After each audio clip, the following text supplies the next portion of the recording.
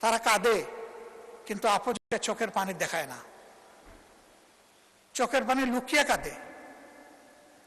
Video কলে কথা বলে আর্টিফিশিয়াল হাসি দেয়। অনেকের সাথে এরকম কথা হয়েছে। আমি জিজ্ঞেস করি, তোমাদের এই বুবা কান্নার খবর কি তোমাদের আপনজন জানে? কয় আস্তাগফিরুল্লাহ।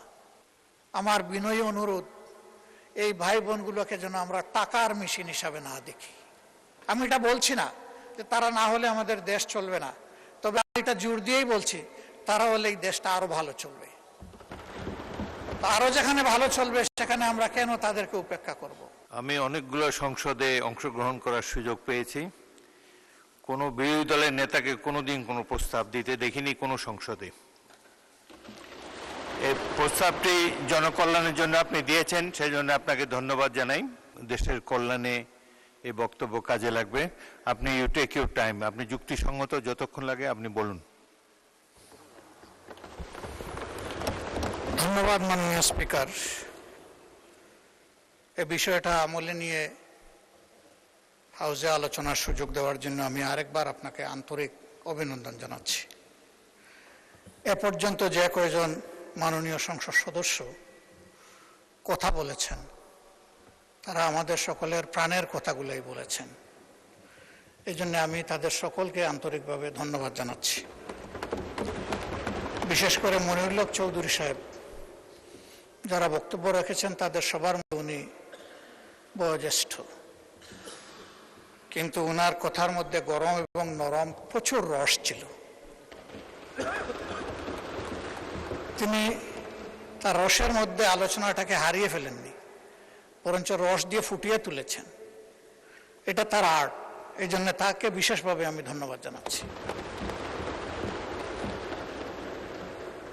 আমরা সবসময় বলে থাকি যে পজিশন অপোজিশন মিলেই তো হাউস পূর্ণ হবে, আর এই হাউসের প্রতি সারা দেশবাসীর প্রত্যাশা। আমরা আজকে যাদের কথা বলছি তারা আমাদের কারো না কারো ভাই, কারো পিতা, কারো সন্তান, কারো আপন আত্মার আত্মীয়। তাদের কান্নাগুলা সব আমাদের সামনে আসে না, এমনকি তাদের পরিবারের সদস্যদের সামনেও আসে না। প্রবাসীরা দুই ভাগে বিভক্ত। একটা অংশ যারা কার্যত রুজি রোজগারের জন্যই পা বাড়ান, এই পর্যায়ে এশিয়ার প্রায় সবগুলা দেশই পড়ে। সেখানে তাদের নাগরিকত্ব পাওয়ার সম্ভাবনা খুবই ক্ষীণ। অল্প কিছু সংখ্যক ভাগ্যবান মানুষ যারা ইনভেস্টর ক্যাটাগরিতে হিউজ পরিমাণ ইনভেস্ট করে, সেখানে তারা একটা স্ট্যাটাস পান, কিন্তু তা হাজারও একজন হবে না, এ সংখ্যা আরো কম। বাকি সকল আমরা তাদেরকে শ্রমিক বলি। আমি শ্রমিক বলতে নারাজ। তারা সবাই শ্রমিকও নন আসলে। এর মাঝে বিভিন্ন দেশের গুরুত্বপূর্ণ জায়গায় কর্মকর্তা হিসাবে অনেকে দায়িত্ব পালন করেন। আমি এই শব্দটার পরিবর্তন চাই। তাদের জন্য সম্মানজনক কোনো শব্দ ব্যবহার করা, এক শব্দে সবাই অ্যাকোমোডেট হবেন। আমরা খুবই আনন্দিত আমাদের এই হাউসে বাংলা, উর্দু, ফার্সি কবিরাও আছেন। তারা যদি এরকম কোনো ভালো শব্দ নিয়ে আসেন যেটা অন্তত তাদেরকে মানসিকভাবে কিছু সান্ত্বনা দেবে, যে দেশ তাদেরকে ভালোবাসা এবং শ্রদ্ধার জায়গা থেকে দেখে, তো আমি অনুরোধ করব এই শ্রমিক এবং রপ্তানি, এই দুইটা শব্দ পণ্য রপ্তানি হয়, মানুষ রপ্তানি না হোক।